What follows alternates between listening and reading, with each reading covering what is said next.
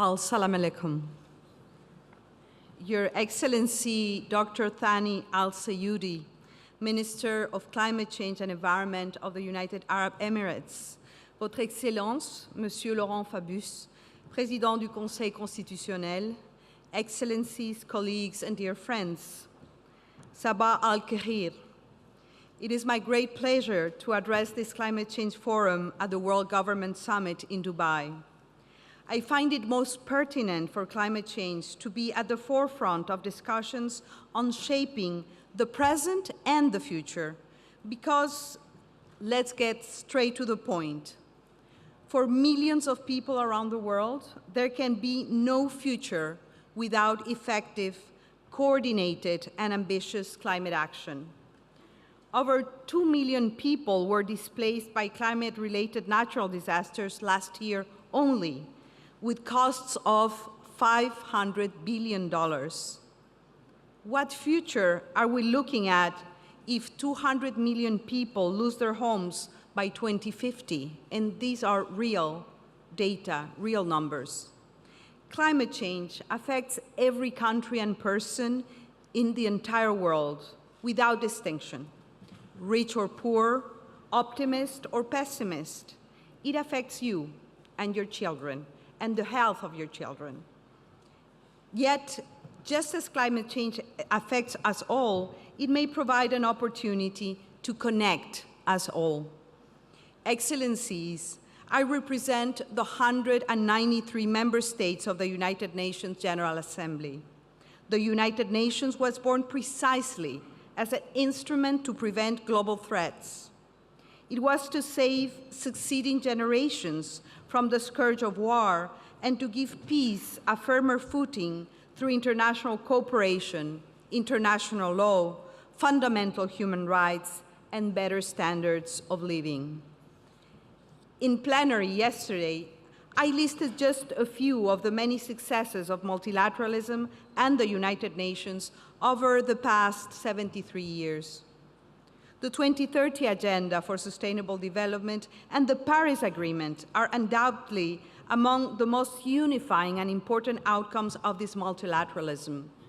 And I have the privilege to share this panel today with Mr. Laurent Fabius. He was one of the architects of the Paris Agreement, and we spent, I don't know how many days and hours making sure that we delivered. So thank you very much, Monsieur Fabius, for being here today among us. In both instruments, the 2030 Agenda and the Paris Agreement are so important and interconnected, both because of their aspiration and their importance for people around the world. Yesterday, I also stated that multilateral responses to transboundary threats, such as climate change, can only come from collective action. The place for it to happen is the multilateral system in its main home, the United Nations. From that standpoint, I would like to address two issues of critical importance and how to go forward.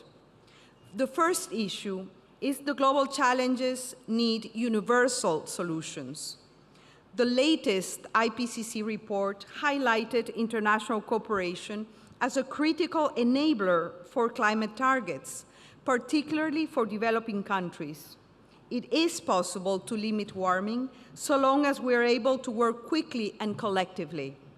Yet today, we are witnessing a growing appetite for isolation and nationalism, which can only aggravate this threat and its devastating effects. What we need is more cooperation in all aspects, including on climate finance, to make the transition feasible. We need governments to lead by example, started with how we work within the UN. We must adapt to remain relevant.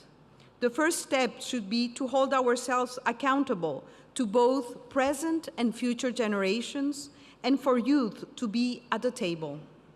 As stated by the late Sheikh Zayed bin Sultan Al Nahyan, environmental preservation is, and I quote him, a duty, and if we fail, our children rightly, will reproach us for squandering an essential part of their inheritance and of our heritage, end of quote.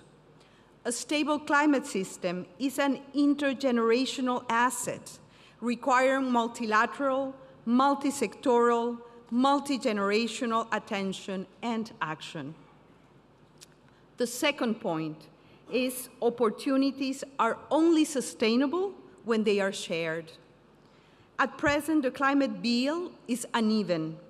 The bulk of emissions come from bigger countries, while the most vulnerable suffer from gravest consequences. This is particularly the case of small island developing states. We need climate justice. To achieve that, we must accelerate current efforts. 5 times the levels of the NDCs are needed, NDCs, national determined contributions. NDCs should be seen as the floor rather than a ceiling, and we must push for ambitious outcomes. And here I'm referring to the emissions gap report produced by UNDP recently. It says very clearly that we need to scale up 5 times in order to keep the temperature below 1.5 degrees Celsius. We must also leverage technological advancements to scale up impactful solutions and ensure that they reach those most in need first. Efforts on mitigation have to come with adaptation and resilience building. If not, we run the risk of regressing on any progress made in poverty eradication and broader sustainable development. I am inspired by the remarkable process in renewable energy deployment here at the UAE, which has made the business case for low-carbon technologies. We must now work as an international community to unlock the $26 trillion of net economic gains projected by 2030 at the global level. We need investments, capacity building, and knowledge sharing to achieve this. Excellencies and dear friends, before we start the panel this morning, I would stress that climate action and multilateralism today are mutually dependent. Climate action needs multilateralism to achieve the speed and scale necessary, while multilateralism relies on our ability to deliver on agreements and to remain credible in the front of the people we represent. Together, they can be harnessed to form a new dawn that is the future we all want and deserve. I look forward to the discussions this morning and to driving forward action all together. Shukran. Thank you. President Espinosa, thank you so much. Please take a seat. And just to continue with some more opening remarks, before we kick off this panel, I'd like to introduce to the stage President Laurent Fabius, former Prime Minister, of course, of France, and current President of the Constitutional Council in France.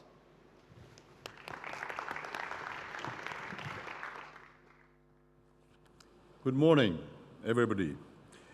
And many thanks to Maria Fernanda. I completely agree with you.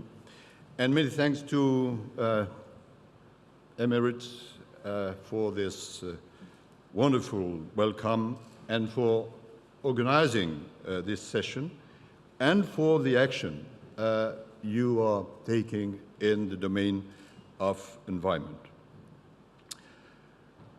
Recently, I was watching the TV and they were showing a demonstration of thousands of young people in a European country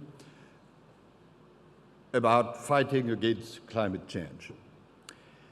And one of the slogans was, "Dinosaurs thought they had time too."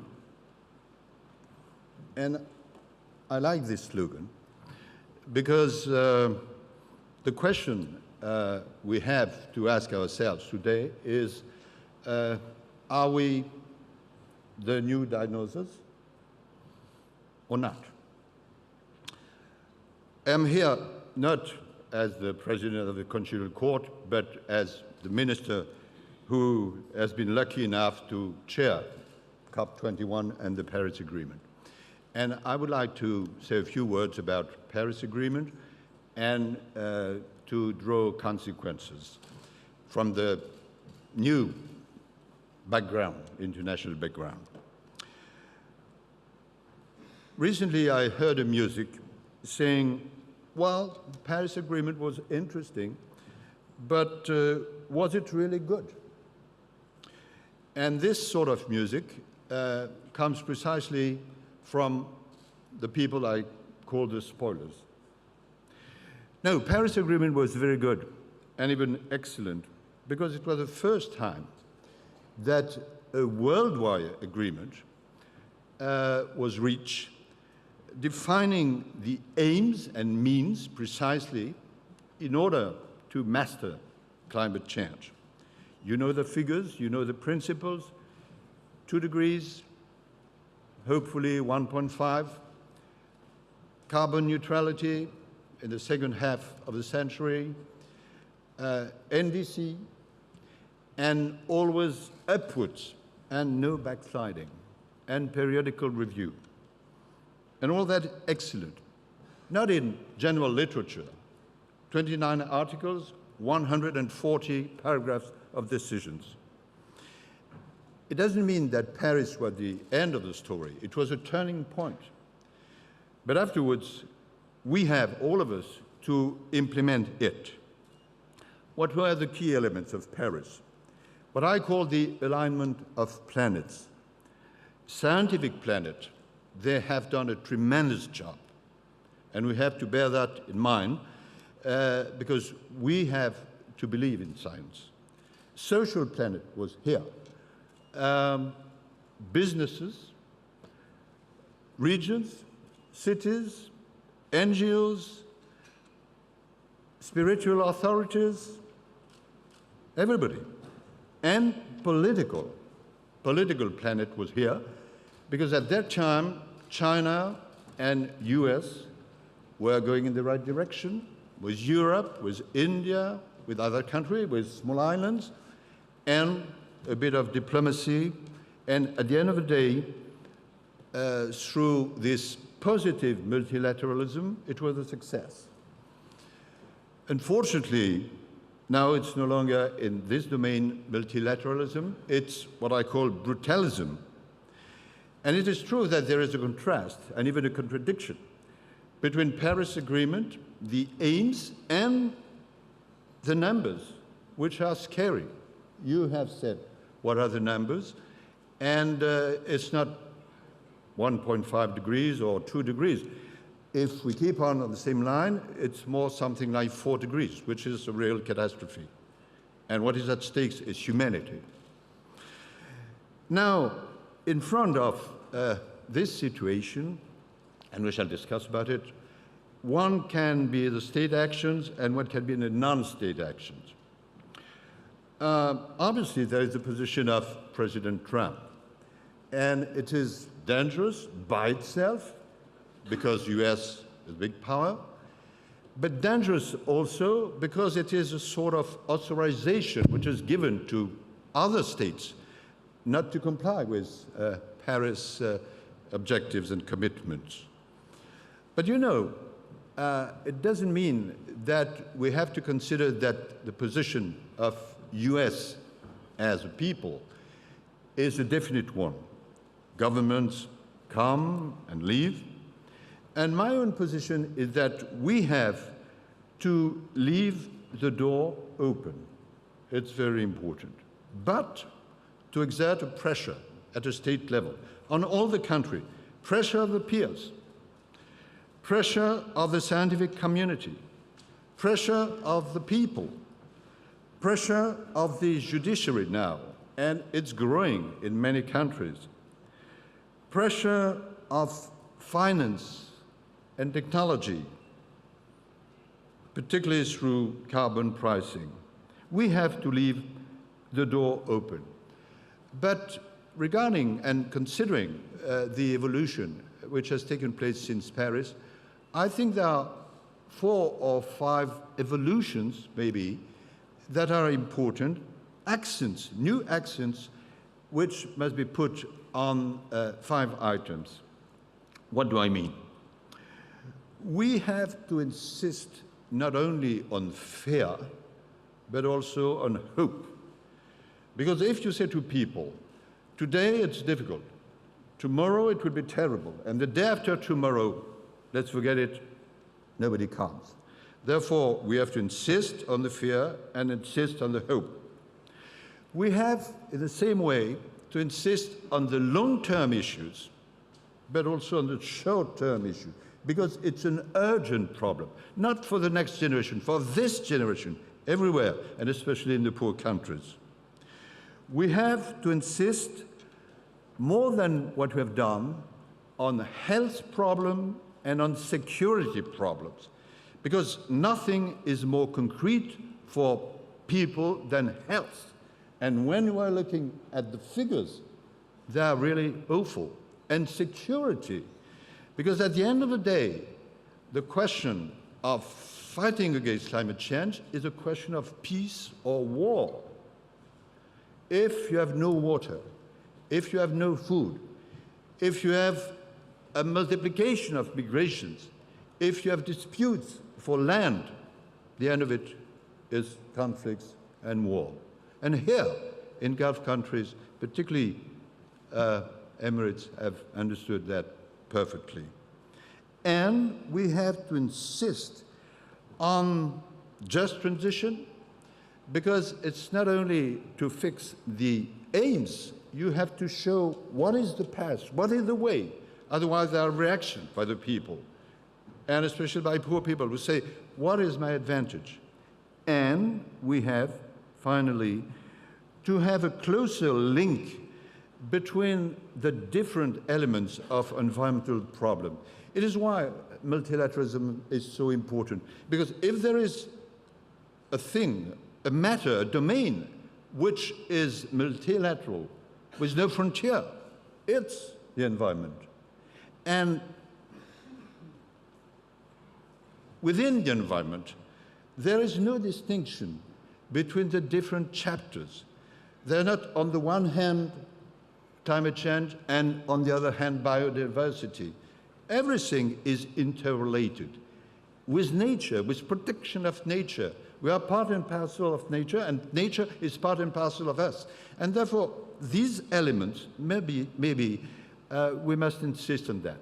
And I hope that in the next UN Secretary General Summit, next September, these elements, because it must be a summit of action, will be taken into consideration. That is for state. For non-state actions, we have to insist on the responsibility of cities and regions. In the climate domain, one considered that 70% of the decisions are taken by cities and regions. It means that independently from the state, we have to act on this basis. Business, because business community now, not only for moral reasons, but for business reasons, understands that they need to fight against climate change. Technology Alliance, law, L-A-W. Maria Fernandez knows that we are working at UN and UNEP level on a sort of codification of the rights and duties in the field of environment, generally, what we call the Global Pact for the Environment, which will be simpler, clearer, more efficient than today the different legislation which are very difficult to understand and to know. We have to insist on public opinion support, and particularly youngsters, and obviously all of us individuals. Therefore, it must be both state action and non-state action. My conclusion will be this. Back to dinosaurs. There are two differences between mankind and dinosaurs. First, dinosaurs were supposed to have no moral sense and to have no sophisticated brains. Now, it's our task to prove and to show that we are different. The second point is about the spirit of Paris. Paris is not only an agreement, it's a spirit. You have summarized, Maria, this spirit. Quicker, better, and together. And the word together is particularly important at a moment when we have skeptical people about the necessity, the absolute necessity of multilateral action. Thank you.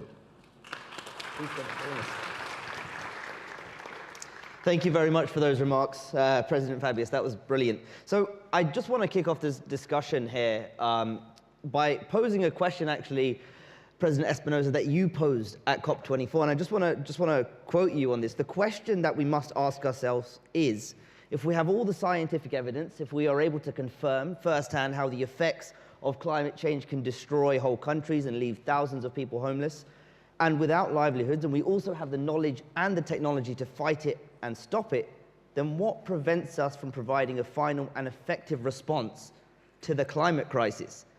That's the question I want to ask you. What is preventing us? Why isn't there right now a strong response to that? Well, thank you for the question. It's true, I asked that during my address in COP24, and it was easier to pose the question than to answer it, in a way. But because I think that the answer is not like a black and white answer, it's more complex than that. And I think that when you look at the numbers in climate change, every year we see the IPCC report. We are very nervous before it comes out. We look at the numbers. The numbers are, every time, they're worse. You know, they're very scary. If you connect the issue of human health and climate change, you realize how devastating it can be. You know, how you have now malaria in 3,000 meters above sea level, and dengue, and all these illnesses that are directly connected to climate change. So it touches really our own personal survival and the survival of our families. And what to do? I think the first issue is to act and act quickly. We have the capacity. As I said in COP24, we have the knowledge, we have the technology, we have the resources are there. They are out there, but not in the global in the Green Climate Fund. They're not there yet, but they have to come and really provide the necessary means of implementation to the countries in need, especially the small island developing states. We need not only financial resources, we need a lot of capacity, we need better governance, and we need technology transfer. I think this country is really, really doing an outstanding job. And it is not only about renewable energies. The country is an example. It is about transportation. It is about proper planning. So there are different layers. And the other issue is that climate change should enjoy the ownership and the commitment of the whole of society. This is not only about governments doing the right thing. This is about local governments doing the right thing. For example, the United States, and I will close with that. It is true. Now the federal government perhaps is not ready to join the Paris Agreement and commit. But we have the state of California, which is the biggest economy in the world. They are committed and they are embracing the Paris Agreement. If you look at, I think there are 400 cities within the United States committing to deliver on the Paris Agreement. So local governments have a very important role to play. But the whole of society, academia, NGOs, youth groups, women, it is a task that we should all, all together work, as Laurent Fabius was saying very rightly. In the short term, it's the now and today, is our consumption and production patterns as well. As consumers, we can make choices. The people that I heard by enormous audiences, we are so privileged to have Harrison Ford today among us. We have to speak up. We have to put pressure on our own governments, and I'm a public servant myself. We have to deliver better, but it is a whole of society responsibility. President Fabius, I want to pick up on something President Espinosa has mentioned, and that's the US. You mentioned President Trump in your speech and said his views are dangerous because they legitimize other countries. And what we have seen, of course, is that spread. Brazil also threatening to pull out of the Paris Agreement. So I want to get your view on how the world should deal with this multilateral skepticism that we've been talking about and deal with governments like this who are threatening to pull out of the Paris Agreement. And just a second point on that as well, you said the Paris Agreement is very much still alive, but if you've got major countries pulling out, is there the threat that actually more follow and that could kill the agreement? Till now, there is only one country which has decided to quit. And the effectivity of its abandoning will be the next day after the future American election from a legal viewpoint. Well, it's dangerous and harmful because US is the first international power, because they are the second polluter in the world, and because they are giving a bad example to some other countries. Now I come back a few moments on what Maria said rightly. Why? Because you said, well, we know that scientifically, and why the good decisions are not implemented. I don't want to find any excuse to those who do not understand, but there are several motives. First, there is a sort of selfishness of some and several governments thinking only to the next election and not to the next generation. And this difference of time is very important. Second, one has to say that there are some economic interests which are playing their role. Maybe a short-term view, but it does exist. Third, the ordinary people, they don't know exactly what to do. And they say, well, yes, it's difficult, it may be a risk, but what can I do? Fourth, there is the tradition of our industrial model of development. We were considering, and it was unfortunately a French philosopher, Descartes, who said that we were the masters and the possessors of the nature. But no, it doesn't go like that. And this sort of shift in the modeling of our development is not easy, not always understood.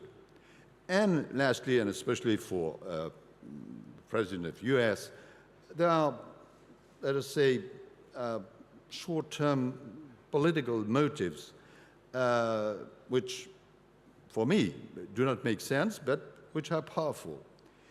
Now, what must we do? I said that governments come and go, and therefore it's the decisions of the voters to know what they have to do. But apart from that, from an international viewpoint, we have to leave the door open to do what we have to do, to exert a pressure, to believe in science, to show that from a business interest we have to change, and to respect nature. And right now, for instance, take the instance of Brazil. During the campaign, we have been told that the new president was against, that he was going to quit the Paris Agreement, and so on and so forth. I understand, and I believe, and I hope that now in power, it's a bit different. Therefore, we have to understand that this question of environment is the embodiment of multilateralism. You cannot do anything without that. And we have to explain that to everybody. That's probably what politics is about. Great.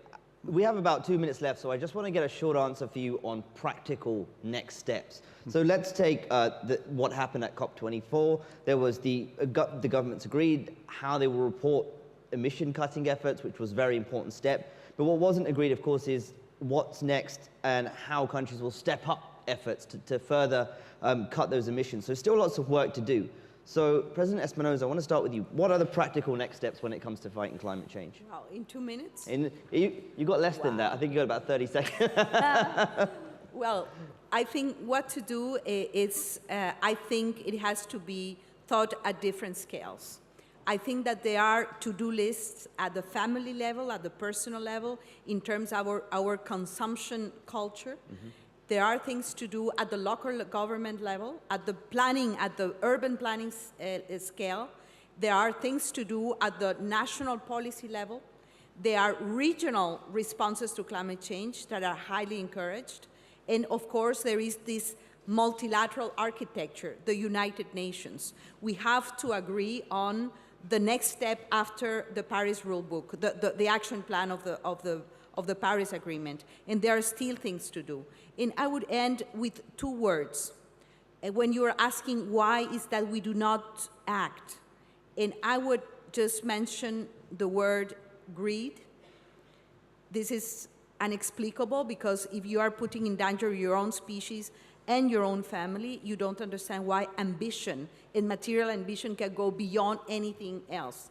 And the second word that I wanted to address is the issue of conflicting times. The political time, the cycle for politics, and the cycle for nature. They do not go hand in hand, because the time for nature is a different time than the time of politics. So the time of politics has to adjust to the time of nature. President Fabius, final word from you on this point. The top and the bottom. The top, it's national determined contribution. It's the commitment of the different nations. We shall have a summit in New York next September, and a new national determined contribution in 2020. The decisive years will be the next 3 years, and we have to exert the maximum pressure in order to scale up the NDCs and to implement what are the commitments first.